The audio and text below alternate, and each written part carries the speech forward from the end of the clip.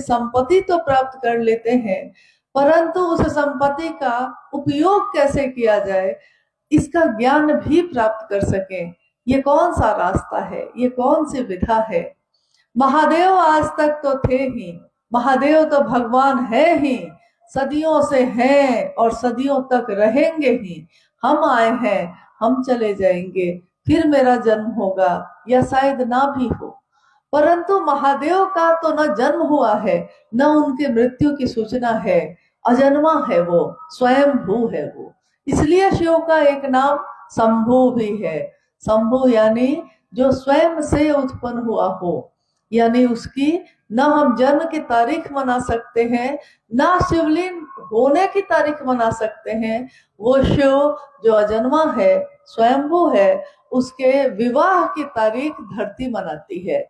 इसीलिए शिव के शिष्य, शिव के गण, शिव के भक्त महाशिवरात्रि का आयोजन करते हैं और इसके सिवा शिव के लिए और कोई आयोजन नहीं होते। हम प्रतिदिन शिवलिंग पे जल चढ़ाते हैं। शिव की आराधना उपासना का सिलसिला बहुत पुराना है, परंतु इसमें उनके ज्ञान दाता स्वरूप से जुड़ाव बहुत कम, चंद लोगों का ही है। आज तक जितने शास्त्र लिखे गए, जितने भी लिखे गए, हम जानते हैं कि लगभग 10,000 वर्षों का इतिहास ऐसा है जो लिखित में है। जब सिंधु घाटी सभ्यता पनपी थी तो उसकी खुदाई में, वो सभ्यता जब नष्ट हो गई तो उसकी खुदाई में एक ऐसी मिट्टी की तस्वीर सामने आई जिसमें शिव का प्रतीक बना हुआ था। इसलिए उसको प्रोटो शिव कहा गया, शिव का प्रतीक कहा गया। बाद में आने वाले समय में ऋग्वेद की रचना हुई, 4 वेद रचित हुए। चारों वेदों में ऋग्वेद जो पहला सबसे प्राचीन वेद है, उसमें सबसे पहले शिव के रुद्र स्वरूप की अभ्यर्थना है।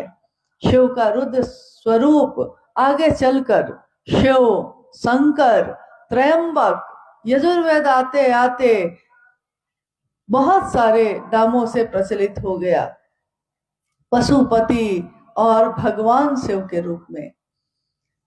पहले जब लोग आदि मानव थे और उनको नहीं पता था कि कैसे घर बनाया जाता है, कैसे भोजन बनाया जाता है, आज हम आप जानते हैं।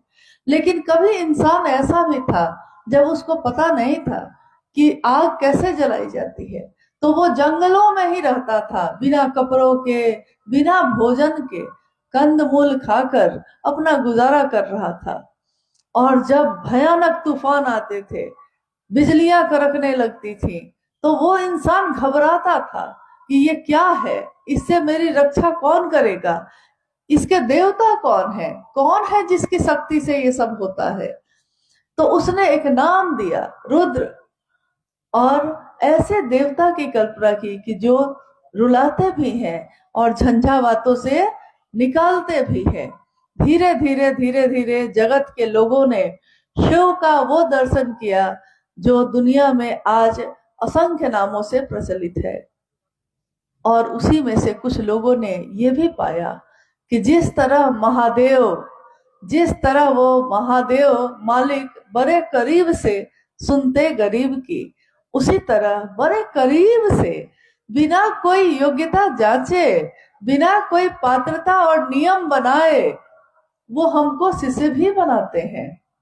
तो प्राचीन समय से लेकर निवर्तमान काल तक में शिव के शिष्यों की भी कुछ सूची शास्त्रों में लिखी गई। जितनी लिखी गई उसके बाद भी हुए होंगे, परंतु शायद लोग उनसे अनजान हैं तो लिख नहीं पाए। तो शिव के शिष्य और प्रशिष्य, यानी शिष्य का शिष्य, प्रशिष्य, उनके नामों की सूचना आई। कुछ लोगों का चंद नाम है वो। यहां से कुछ दूर में है, उत्तर प्रदेश में बनारस एक जगह है। बनारस में एक समाधि स्थल है बाबा कीनाराम का। बाबा